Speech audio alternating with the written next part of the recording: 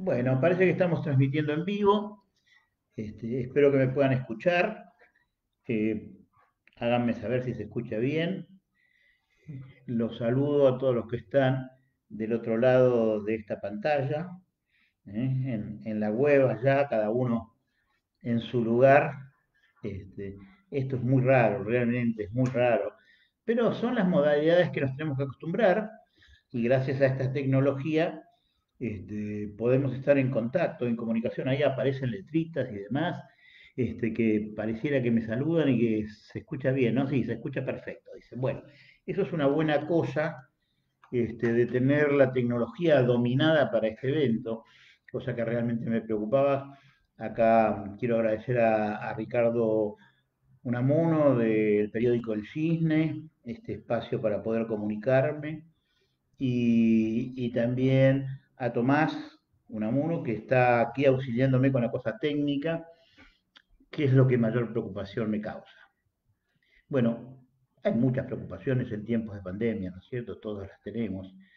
Eh, Esto de estar hablando con una pantalla en donde me estoy viendo yo en una pantalla de una PC, en Facebook, en otra en Instagram, sin la cosa de la retroalimentación de un público acá con el cual yo pueda compartir y departir, este, sin poder verles sus caras, qué es lo que piensan, qué es lo que sienten, sin poder haber un intercambio directo, es parte de esto de la virtualidad, es parte de lo que nos pasa ahora. Y bueno, yo voy a hablar de la detección temprana y sus dificultades, este, detección temprana de los problemas del aprendizaje, de los problemas del desarrollo, los problemas del aprendizaje van incluidos ahí, pero fundamentalmente la detección temprana de problemas del desarrollo en tiempos de pandemia. Digo problemas, ¿no? Puedo decir problemas, puedo decir obstáculos, pero no estoy hablando de trastornos, porque yo me voy a referir como pediatra específicamente a lo que es primera infancia, es decir, los 3 primeros años, tiempos de estructuración psíquica. Yo la cuestión de problema, obstáculo, dificultad, me gusta más porque es una cosa más maleable. Eh, el trastorno tiene otra densidad, una densidad mucho mayor, y yo lo dejaría para etapas posteriores, ¿no? Cuando ya la estructura psíquica ya tendría que estar funcionando y entonces lo que no se desplegó hasta ese momento es como que uno piensa que va a costar más tiempo. Bueno, ¿y por qué problemas del desarrollo? Yo como pediatra, les quiero decir que yo soy viejito, se ve, este, llevo casi 50 años, 49 años de pediatra, pediatra que me ocupo en pediatría ambulatoria, ¿verdad? Eh, y, y en los últimos 20 años lo que me interesó realmente son las cuestiones del desarrollo, motivadas por mis pacientes que venían a mi consultorio y de repente tenían estas situaciones, realmente que me sacaban, que me confundían, que sentía que se estaba pasando el tiempo y que no podía comunicarme con ellos. Y la magnitud, la prevalencia de las cuestiones en el desarrollo es algo que sorprendió. Eh, ¿Por qué es ese aumento de prevalencia en los últimos 20 años? Es algo que todavía a dilucidar, uno puede hacer hipótesis, ¿no es cierto? Algunos dicen que es porque, bueno, se presta más atención, entonces se diagnostica más. Eh, a mí me parece que realmente hay muchos más chicos que surgen cada día y que atormentan y nos atormentamos a ver qué es lo que está pasando, cómo fue esa falta de desconexión. Sin duda que aquí hay problemas epocales, de la forma de vivir, de, del mundo globalizado y fundamentalmente la cuestión de las pantallas, que hace que uno se comunique tremendamente, pero también que niños sometidos a esa acción de la pantalla por ahí en algún determinado momento puedan dejar de escuchar la voz humana, que es lo fundamental para el desarrollo. Bueno, y entonces vamos a iniciar. Realmente a mí me costó mucho esto, la cuestión de entender el desarrollo, eh, y me cuesta. Digamos, para enfrentarnos a esta situación debemos atravesar el mar de incertezas. Y es muy probable que frente a numerosos pacientes no tengamos una respuesta rápida como quisiéramos. Es una cuestión compleja, la complejidad implica establecer nexos entre las distintas situaciones que pueden estar interviniendo. Sin la complejidad, es decir, haciendo una cosa unívoca de un punto al otro, es muy probable que la estemos pifiando. Necesitamos de la complejidad para encontrar todos los puntos que han quedado flojos y poder ir uniéndolos. En estas épocas quisiera, como pediatra, hablar de cómo llegué a esto. Yo llegué, bueno, porque tuve que meterme en lecturas que no tenía por mi formación pediátrica, por la residencia de pediatría, no nos preparaba para todo esto. Lecturas que son a veces difíciles, Eh, por ahí muy del psicoanalista, que tiene mucha mayor facilidad por su preparación previa, pero nuestra preparación biológica a veces cuesta que nos metamos por esos laberintos. Sin embargo, fue una necesidad de abrirme a otros discursos para poder entender, junto con lo que yo podía captar, otros discursos y así poder integrarlos. A la vez, participé en varios grupos de estudio y de trabajo, organizar junto con Esteban Rowenstein, que es lo que yo llamo mi coequiper, también pediatra. Nos juntamos durante varios años, todos los martes, toda la mañana, a discutir distintos temas. Y a partir de ahí, con las dudas que iban surgiendo, eh, llamábamos al equipo interdisciplinario para establecer largas discusiones y poder entender mucho más de qué se estaba tratando este tema. Y así elaboramos con el programa durante 4 años del curso Miradas Interrogantes en torno al desarrollo infantil, lo dimos en la Sociedad Argentina de Pediatría, y que convocamos a ese grupo interdisciplinario. Realmente se formó durante esos 4 años mucha gente interesada que concurrió y que sigue conectada a través de Internet para, para resolver dudas y cuestiones. Y bueno, yo tenía ya en el 2009 el primer libro que saqué, que es en la editorial Noveduc, se llama El desarrollo del cachorro humano. La verdad, un lindo nombre para un libro, porque, bueno, este cachorro que a veces nos da tanto que hacer cuando se queda ahí paradito y nos da signos de que no se está conectando, ¿no? Y bueno, el año pasado, con Esteban Raubenstein y el equipo interdisciplinario, en el que intervinieron estimuladores tempranas, especialistas en lenguaje, psicoanalistas, psicomotricistas, eh, un buen grupo, neurólogos, especialistas psicoanalistas especialistas en autismo. Realmente es un libro muy completo. También maestros, para tratar de envolver todo lo que rodea a un niño y su desarrollo.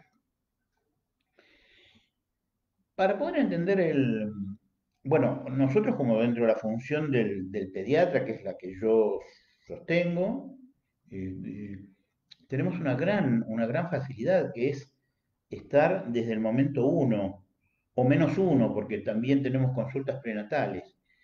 El momento uno es el momento que el niño arriba a este mundo y a partir de ahí la conexión con sus padres, con sus cuidadores primarios y establecer una relación de transferencia importante y un seguimiento. Durante ese seguimiento vamos a poder ver todas las dificultades en el vínculo temprano, en las primeras épocas, que son las fundamentales, las que determinan el inicio de la estructura psíquica, ¿no?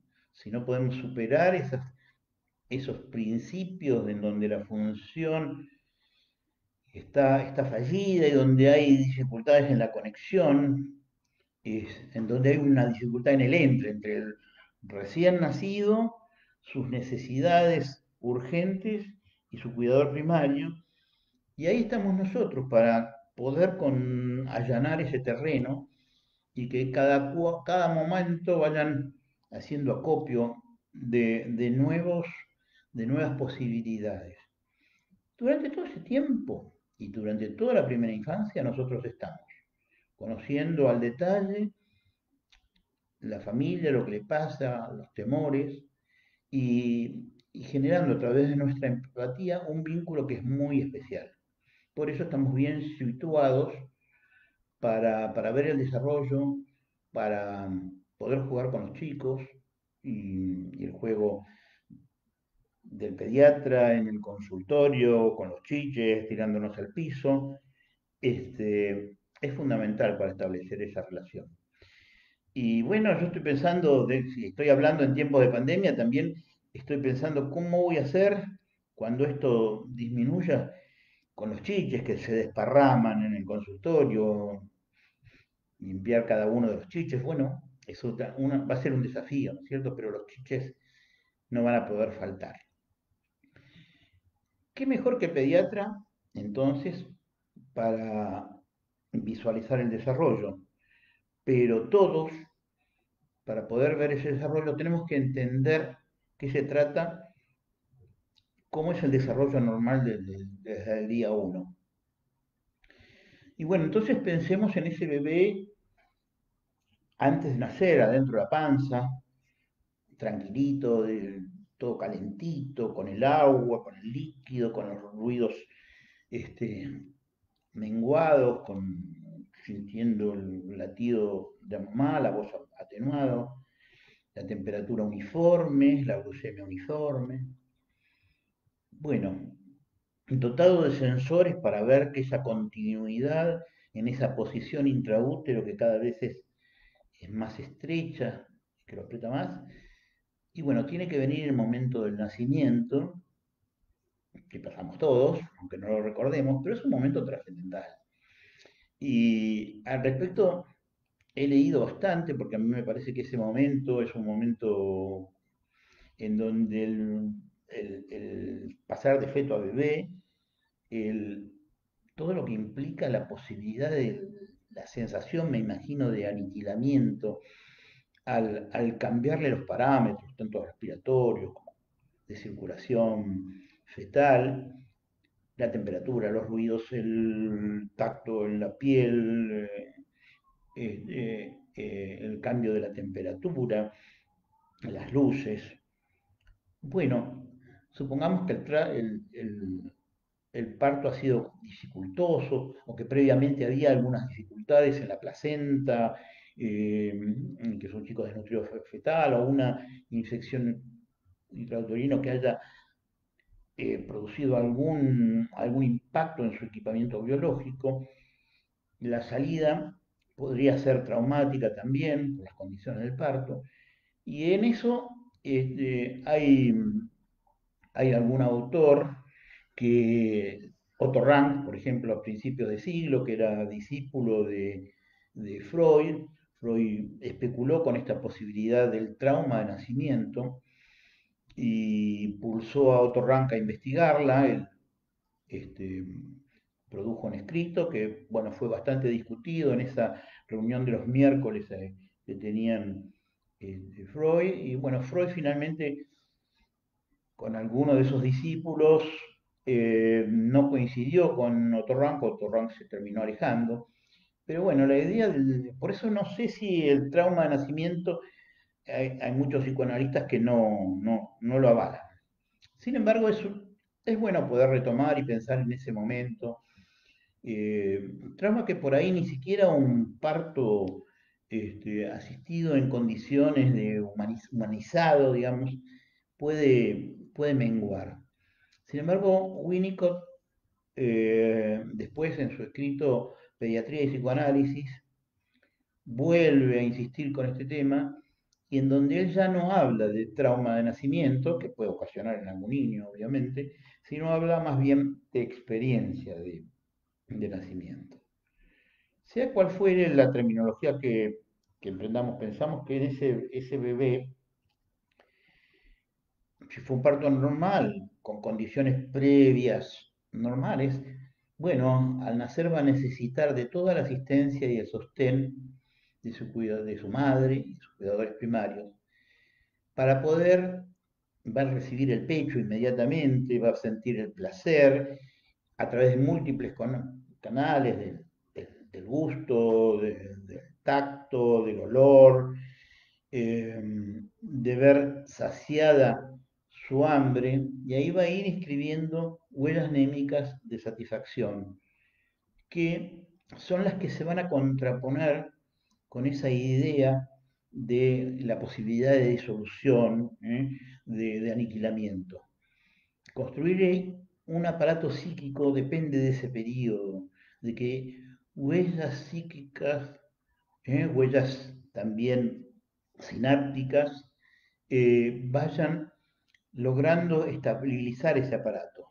Y ahí se puede entrar a generar ritmos virtuosos, en donde el bebé produce una demanda que ya es entendida por su progenitor primario y entonces puede ir respondiendo a esa demanda y entonces se puede crear un ritmo virtuoso que él puede sentir su medio ambiente no agresivo.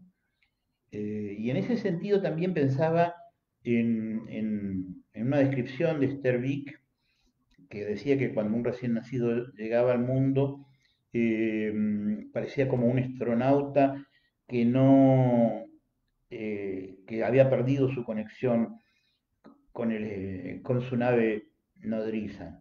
Y bueno, ella ve como una necesidad que ese recién nacido se monte de una piel psíquica que le permita una conexión con el exterior. Y en la medida en que siente mucha agresión, por lo que sea, porque sus necesidades son muy grandes y no logramos entenderlas, esa piel se puede hacer más bella, meterse adentro de esa capacitación rígida y llegar con mayor dificultad.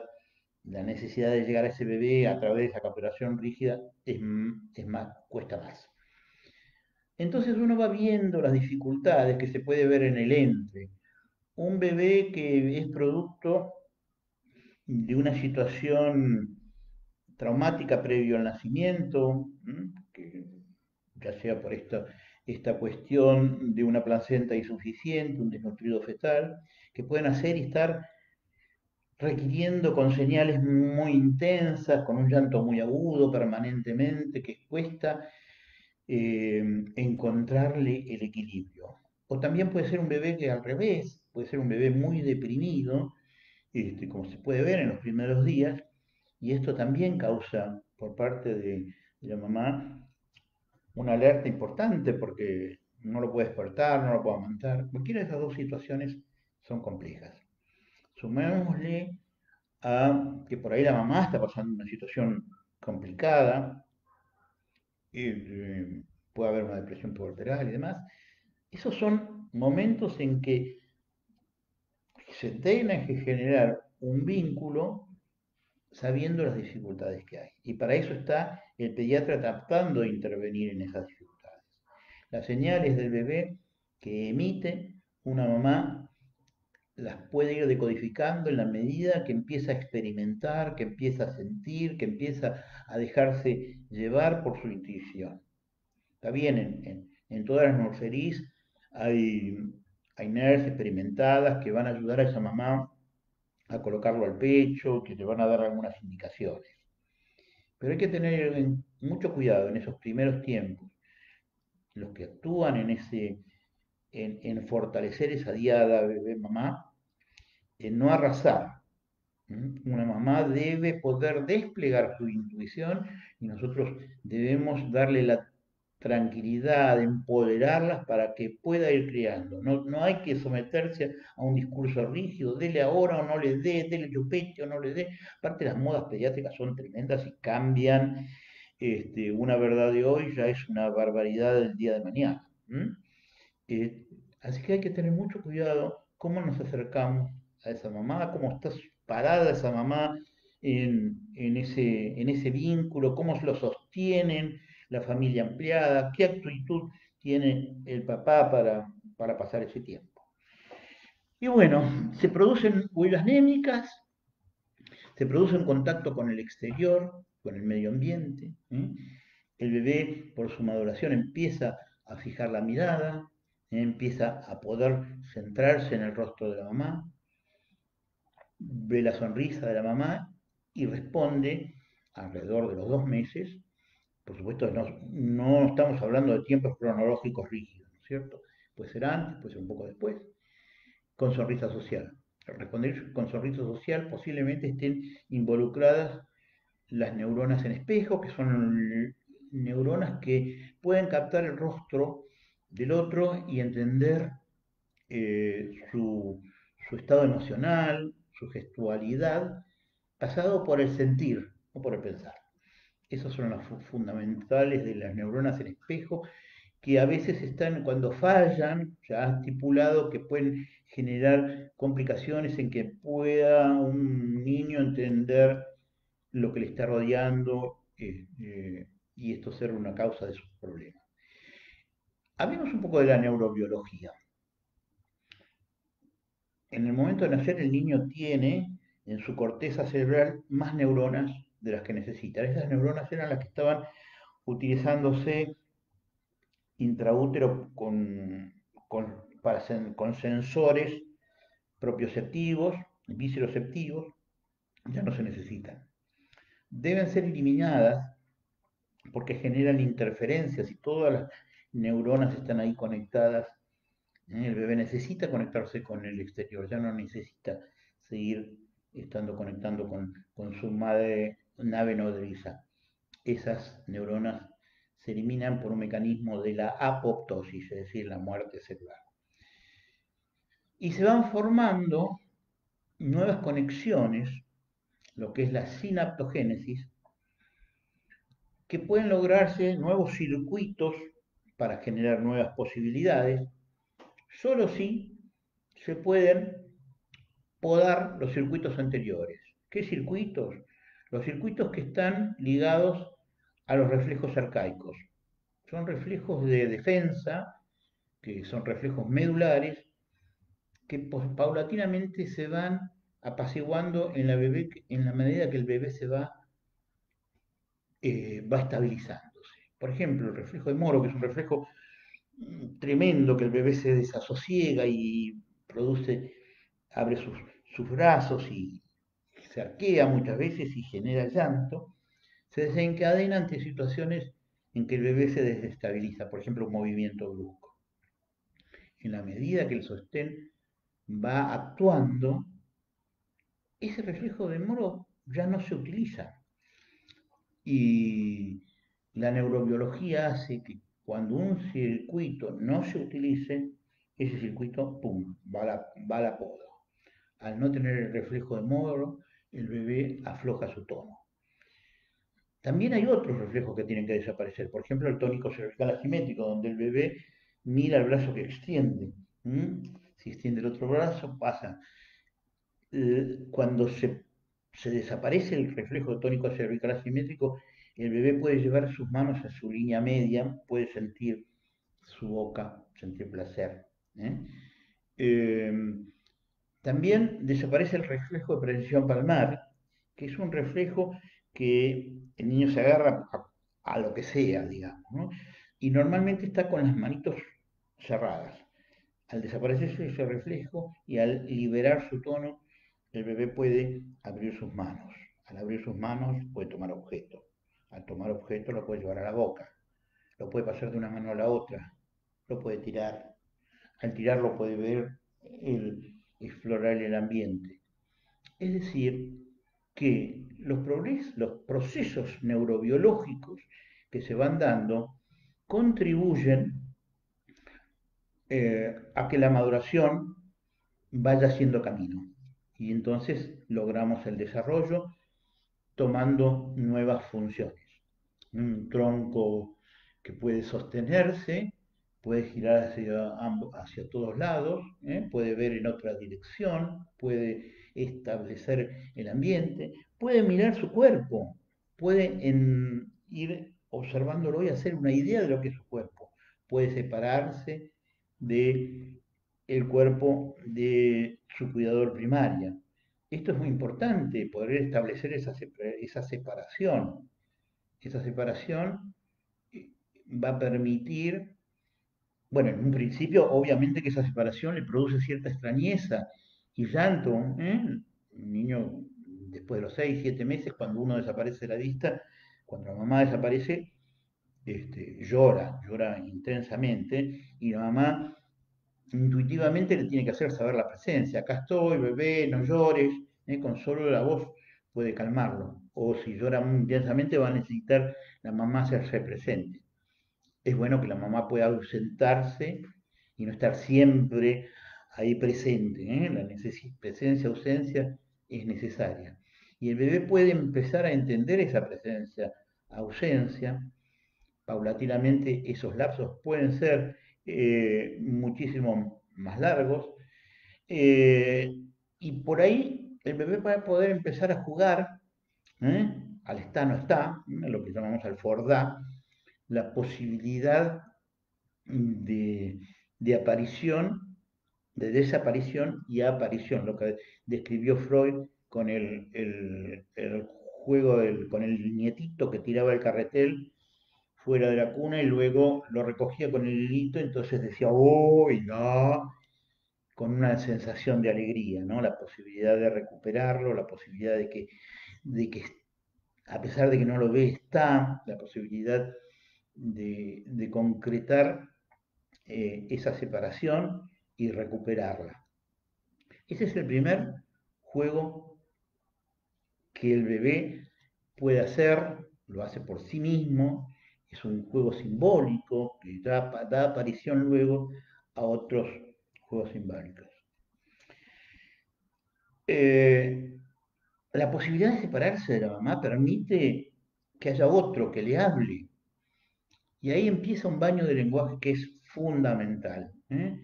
Ese baño de lenguaje está dado también por una gran energía libidinal para satisfacer las demandas, para hacerle creer al bebé que crea que él... y ahí se empieza a producir un ida y vuelta.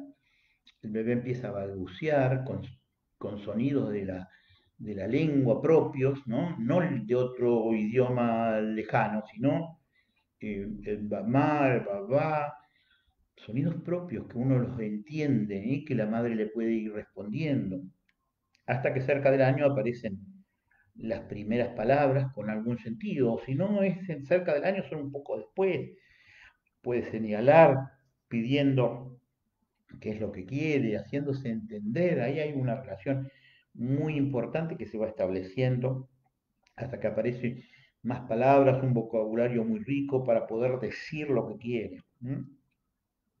Imagínense que toda esta evolución que yo les cuento se vea obstaculizada. No sé, se puede ver obstaculizada por múltiples causas que vamos a tener que establecer, pero lo importante es detectar. Por ejemplo, un niño que no nos mira. Un niño que no nos mira nos produce realmente, para el pediatra, una sensación que lo está buscando, que trata de ir a encontrar esa mirada.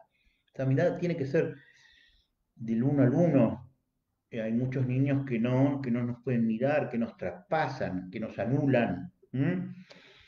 Y ese es un primer signo. La mirada oblicua, lateral. ¿M? Y a partir de ahí, ver cómo ese niño puede establecer un juego que debe ser rico, no, no es el juego de alinear, es el juego que es estereotipado, rígido, que tiene falta de imaginación. ¿Eh? El juego simbólico puede imaginar un autito que viene, que choca con otro, uno se puede establecer en ese juego y ahí evaluar cómo está. Lo mismo, ver cómo estamos en el lenguaje. Un bebé que empieza a hacer estereotipias, que empieza a hacer con su propio estimulaciones con su propio cuerpo, son todas cosas que nos pueden preocupar. Hay un signo muy importante que es el de la intencionalidad.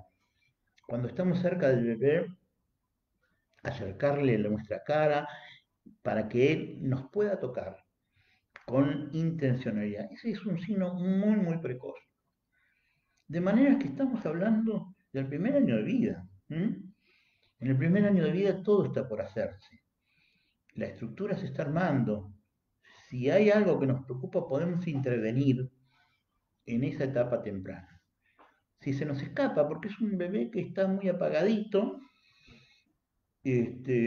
pasa, no adquiere lenguaje, no progresa lo que es el sendero de empezar con la continuidad del lenguaje, del intercambio, ahí estamos perdiendo tiempo importante. Muchas veces un chico llega a los 2 años y se le dice, no, ya va a hablar, es vago. O los varones hablan más tarde que las mujeres. Yo le diría que tengamos mucho cuidado al decir eso. ¿Eh? Puede ser que un niño que tiene intencionalidad comunicativa, pero que proviene de un hogar en donde, bueno, el lenguaje circula menos, pero está establecida la conexión, bueno, podremos ver que hay tiempos un poco más lentos. Pero hay que estar atentos. ¿Eh?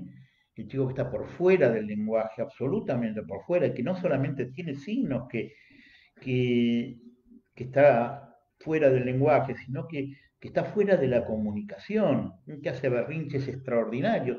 Bueno, los chicos hacen berrinches, pero en un determinado momento paran y nos llaman.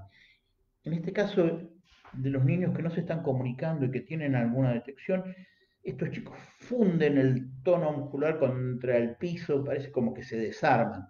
Y ese berrinche no calma, no calma, no calma, no calma. Son cosas que nos tienen que ir alarmando. Entonces, ¿y qué pasa? ¿Por qué no llegará el lenguaje a ese niño que fue construyendo? Bueno, yo lo que le hablé de cómo fue el primer tiempo, de cómo fue el vínculo en esa etapa, un vínculo que por ahí tuvo interferencias, que por ahí el llanto era el llanto, el llanto, el llanto, una mamá que tiene esas dificultades y que nosotros las podemos entender y que no hablar solamente de cólicos o que le duele la panza, un niño que llora, llora, y entonces empezamos a decir que tiene un reflujo y entonces empezamos a hacer estudios, pHimetría y demás, cuando en realidad no estamos viendo que a lo mejor que ese niño no logra satisfacer su, su tremenda necesidad. No, los lenguajes no se entremezclan. A veces no hay confianza, a veces hay depresión en la mamá, a veces hay mucha preocupación, hay un duelo ahí detenido, eh, una falta de una familia empleada, muchas complejidades que puedan estar y que realmente hablándolas podemos contener. Esas mamás reclaman muchas veces con mayor necesidad del pediatra muy frecuentemente y no puede entender otra cosa que no es el llanto. Llora, llora, llora, llora, llora. Bueno, ahí es cuando nosotros tenemos que estar más atentos, en lugar de dar gotitas para los gases, sentarnos a ver qué es lo que le está pasando, cómo puede serenarse para, para poder actuar de una manera diferente. Bueno, acá en Instagram veo que sea algo se ha pausado. No, ahí estamos bien. Eh, entonces, cuando estamos cerca de los 2 años, cuando vemos que ese chico no funciona, o antes, ¿no? Realmente, yo la primer consulta que hago cuando tengo dudas y cuando veo que la cosa no progresa, es con una estimuladora temprana. Bueno, yo tengo la posibilidad, hace muchos años que trabajo con estimulación temprana, dependería de cada persona, de cada profesional en el lugar que está, cuál es el profesional con el cual puede interactuar para ver las dificultades en un niño pequeño. En este caso, a mí me resulta muy útil la acción de una estimuladora temprana, que es la que se ocupa de las dificultades en etapas muy precoces, ¿no es cierto? En otros ambientes puede ser necesario solamente puede estar una psicoanalista infantil. También puede ser necesario un especialista en lenguaje. ¿Eh? Los especialistas en lenguaje tienen que tener una formación especial. ¿Eh? No sé si todos los fonoaudiólogos están direccionados en lo que es terapéutica del lenguaje. Algunos lo llaman neurolingüística, pero a mí me parece que neurolingüista decirle un neurolingüista es centrarnos mucho en lo neuro. Y el lenguaje tiene que discurrir a partir del deseo del otro, ¿no? Que lo provoque. Entonces, requiere una preparación entendiendo todos los factores que están en juego, no solamente el aparato de sensor, el cerebro que decodifique, sino cómo está el deseo que va haciendo que ese niño, en esa estructura biológica, entre la palabra, ¿no?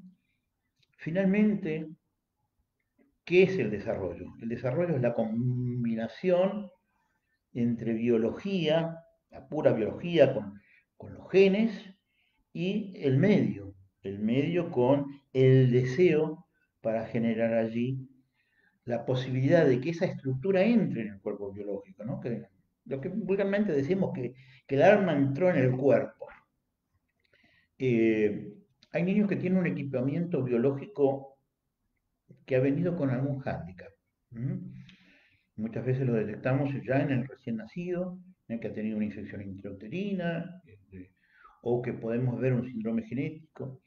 Lo peor que podemos hacer desde la etapa neonatal es emitir un juicio como un oráculo de cuál va a ser la condición de ese niño con esas dificultades en el equipamiento biológico. Nos acordamos de la sinaptogénesis y el estímulo puede hacer que esa sinaptogénesis genere nuevas vías para que ese niño pueda alcanzar nuevos logros. Pensemos simplemente lo que es un niño con un síndrome de Down.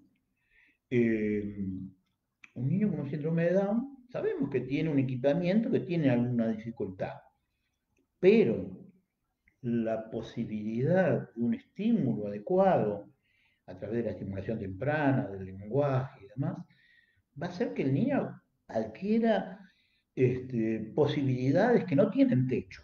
De manera que los médicos no deberemos poner techo a nadie, tenga el equipamiento que tenga. Niños que tienen un equipamiento biológico completo, sin handicap, si no recibe ese baño de lenguaje, ese baño del cuidador primario que atiende a esas necesidades primarias, no va a lograr el desarrollo.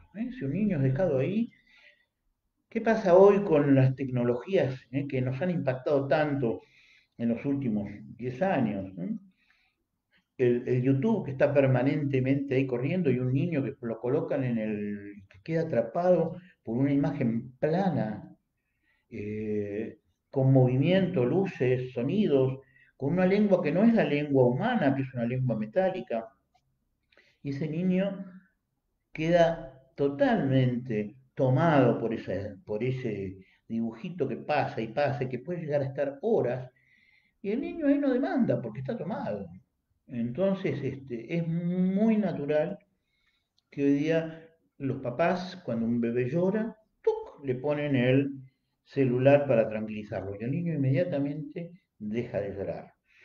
Bueno, yo no digo que no se puede poner a un niño el celular, no voy a luchar contra la tecnología, la tecnología vino para cuidarse, pero sí hay que alertar sobre todo en las etapas primeras en donde la estructuración psíquica no está dada y está todo por hacerse.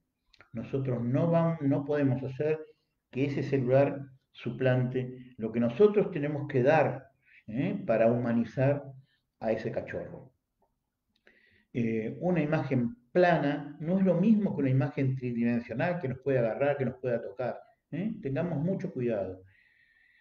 Ese niño no va a estar construyendo su camino, su sendero, si queda atrapado horas y horas con el celular. Y bueno, vayamos a pensar ahora encima todas las situaciones que se están dando, en esta época de pandemia, de encierro, de temores.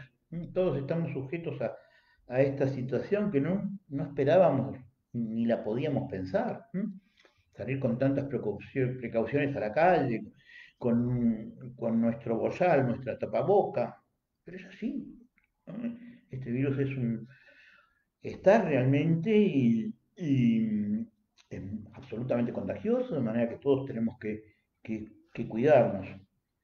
Eh, a mí como pediatra me genera una gran limitación, una por mi edad, pero también pienso cuándo voy a poder estar, en mi consultorio revisando niños, mirándole la garganta, que para mí era un acto absolutamente natural en una consulta. Hoy día lo pienso y me demoralizo, necesito estar con todo un equipo de protección.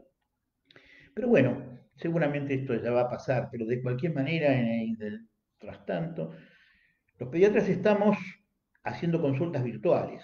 ¿Mm? Obviamente que nada reemplaza a lo que es una consulta presencial. La consulta presencial nos permite estar, la empatía surge inmediatamente, ida y vuelta, ¿no?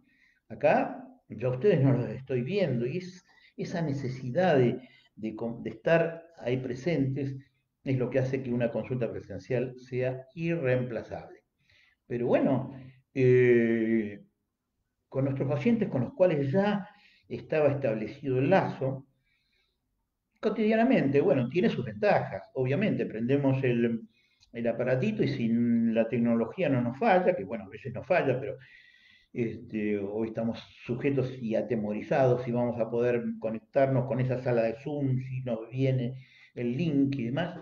Pero normalmente con nuestros pacientes, con un WhatsApp, con una videollamada, ya estamos y ahí entramos en la casa de nuestros pacientes, podemos ver el lugar en donde se desenvuelve. Los chicos a veces se ponen contentísimos de vernos. Hola José, ¿cómo estás?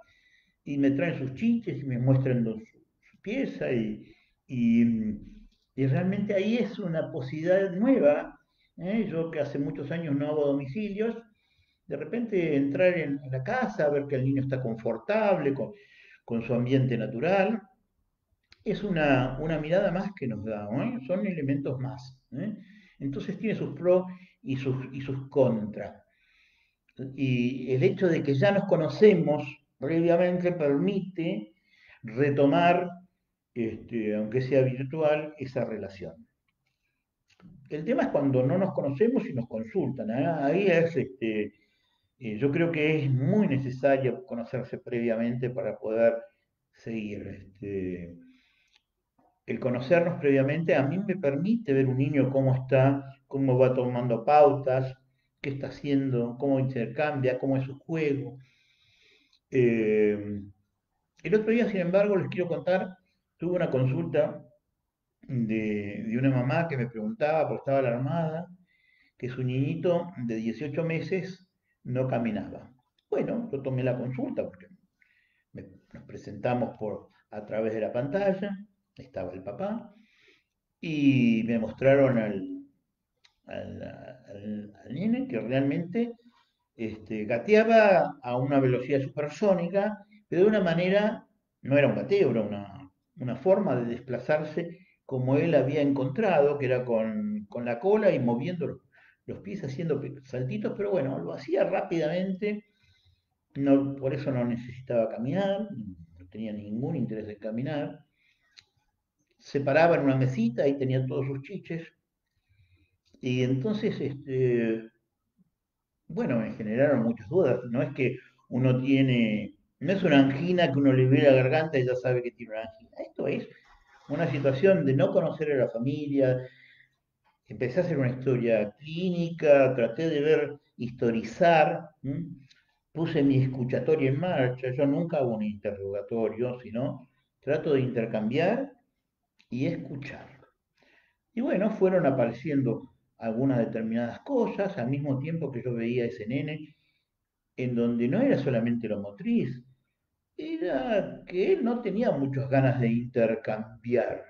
Por ejemplo, se metía abajo de un, de un, de un sofá que tenía como una manta que lo cubría, él se metía ahí adentro y no hacía un fordán. Se quedaba ahí metido un largo rato y por ahí levantaba y miraba. Una vez hizo como una sonrisa de satisfacción de poder, como el da, pero en general no, se quedaba ahí y la madre tenía que ir y levantándole y decía, acá está. Era pura Ford, una pura pérdida. Y no al encuentro. Por supuesto que la palabra no estaba, no tenía ninguna intención comunicativa. Su juego era lineal. En un determinado momento tomó un autito y dijo, "Rrrm". Eso me gustó, ese sonido de la lengua, pero yo no podría decir que ahí estaba entrando el lenguaje. Esa onomatopeya realmente era una cuestión auspiciosa. Había mucho silencio, mucho silencio. Y realmente ahí resolví que ese niño no era que estaba demorando un hito en su desarrollo, sino que tenía varias cosas que por ahí preocupaban o ocupaban, que había que ocuparse, que había que ver por dónde transcurría la demanda de ese niño y cómo podía llegarse a él. Bueno, y resolví que tengan un encuentro con un estimulador temprano. También tuve otro niño, una niña, que estoy la tengo en seguimiento desde hace un año, que realmente tenía una detención en su desarrollo muy importante, no miraba, era una evasión continua, esas evasiones que lastiman. Eh, y bueno, que no tenía tampoco lenguaje, era puro berrinche, los padres estaban muy, muy preocupados. Eh, a través de múltiples consultas fuimos estableciendo las dificultades de los primeros tiempos que se fueron tomando.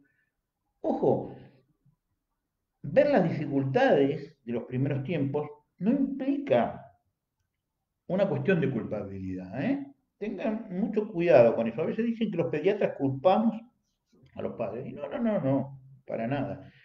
Nosotros tratamos de establecer una trama relacional que va rodeando a ese niño desde que nace y establecemos todos los factores. Ningún padre quiere tener un niño con dificultades, que no hable. Obviamente que están incluidos en esa trama relacional, pero no son de ninguna manera culpables, por supuesto. Y en la medida en que puedan ver cuáles han sido las dificultades, más fácil es remover el obstáculo. Por eso es muy importante generar una muy buena transferencia, en donde nadie pueda hacer pensar al otro que uno le está generando, ah, bueno, porque vos hiciste tal cosa, ¿eh? Incluso el niño que se quedó ahí pegado con la pantalla, este, bueno, es un elemento nuevo, los papás estaban ocupados, hoy día con el homeworking, mamá y papá están trabajando con la computadora, no hay una familia ampliada que se ocupe en ese momento del niño. Y, y bueno, entonces ahí se queda el bebé pegado. Bueno, esta niñita que empecé a ver hace un año, les cuento que en este último tiempo el lenguaje brotó.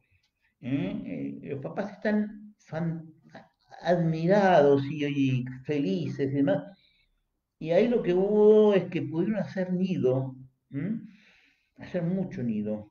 Esto de la pandemia lo que hace es encontrarnos con niños chiquitos en la posibilidad de un intercambio y un disfrute con nuestra cría mucho mayor. Está bien, a veces estamos repodridos de estar adentro, malhumorados porque no nos sale algo de trabajo, atiborrados, pero también podemos encontrar el momento del disfrute, de establecer la relación con el que está al lado, de poder encontrar un momento de relax, ¿no es cierto? Bueno, acá me hacen algunas preguntas, yo no sé cómo andaré con el... estoy con un tiempo tremendo, a ver. Bueno, acá me preguntan, ¿los problemas del desarrollo tienen que ver con las alteraciones en ese ritmo sináptico y en la formación del su psiquismo? Sí, todo tiene que ver con todo. El medio es el que promueve que se vayan produciendo huellas sinápticas, ¿eh? Hay un libro muy interesante que habla de la neurobiología y el psiquismo, que se llama Cada cual su cerebro, de Ansermetz y Magistretti. Muy interesante que han descrito la correlación entre huella sináptica y huella psíquica. ¿A qué edad, eh, a ver cómo es la letra, pensás que hay dificultad o retraso del lenguaje y hay que intervenir? Lenguaje verbal, una flecha. A ver. Bueno, la edad es la edad lo antes que podamos. Observación, observación, observación, estar, conversar, conversar. Y una cuestión fija que no se resuelve, que no avanza, que está estabilizada, bueno, esa es la edad para intervenir. Intervenir, estamos interviniendo desde el bebé con el recién nacido, desde tirarnos al piso con un niño que ya está aceptado, de intercambiar un juguete, de ver si nos lo da, si no lo da. Este, ¿Cómo hacemos en estos tiempos? No todos reciben la terapia online y se pierde. Sí, eso es un problema grande, ¿eh? La posibilidad de la falta del contacto, de que, bueno, hay que tratar, el pediatra tiene que tratar de establecer, sobre todo con los niños chiquitos, que se mantenga ese vínculo. No puede perderse los controles del primer año de vida y sobre todo en primera infancia tenemos que estar presentes, aunque sea online. Yo mantengo consultas frecuentemente con mis pacientes y de repente hay uno que hace mucho que no está, le tiro un WhatsAppito, ¿cómo andan? ¿Cómo está tal niñito? Y bueno, eso por ahí restablece el contacto. ¿Cómo hacemos en estos tiempos? No todos reciben la terapia. Bueno, eso ya estaba. Gracias por diferenciar la terapéutica del lenguaje de la fono tradicional. Bueno, es que yo realmente pienso esto. Eh, Fonoaudiología hay múltiples maneras de encararlo y a mí me preocupa mucho este tema de que no vayan a tomar un chico que está con con un problema en la evolución de su lenguaje, tomarlo como una cuestión reeducativa, contra el espejo, que trate de poner la lengua, posicionarla, la disartria, no hay que confundirnos. También los pictogramas, obligarle que repiten palabras. Palabras, eso sí no tiene sentido. La palabra lo tiene que decir a partir del otro que le impulsa a que lo esté interpelando para que pueda haber ese intercambio. Bueno, yo creo que no sé si habré concluido bien con todas las preguntas. No sé, Tomás, que vos que me estás asistiendo. Este, bueno, ¿sí? ¿Ovación? Bueno, qué bien. Muchísimas gracias por estar acá del otro lado, que yo no los veo, que extraño, ¿eh? Extraño a todos los que participaban en el curso Miradas y Interrogantes. Pero bueno, esto nos ha permitido estar y acá estamos. No sé qué dirán acá. A ver, no sé qué quieren decir esos corazoncitos que vienen. Bueno, muchas gracias a los que están y esperemos seguir viéndonos, seguir resolviéndonos, estar interrelacionándonos, estar preocupándonos por la infancia, antes de que un niño se meta adentro con su caparazón, empiece con una estereotipia de las cuales nos es mucho más difícil poder sacarnos, ¿no es cierto? Tiempos de primera infancia, tiempos de un psiquismo en construcción, tiempos que podemos estar y, y no debemos faltar, ¿cierto? Bueno, muy bien. Chao. ¿Cortamos? Cortamos. Excelente. Bueno, bueno, listo. No sé por dónde habrá que cortar la tecnología, Tommy, te lo dejo a vos. Track.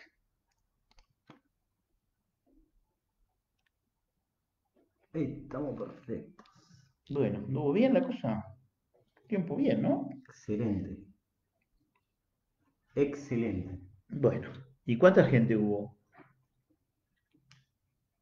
Tenemos, no sé en Facebook, pero acá teníamos de 250, 260, Ajá, 270, ajá. Y en todo. Facebook no sabíamos, no, yo no lo miré.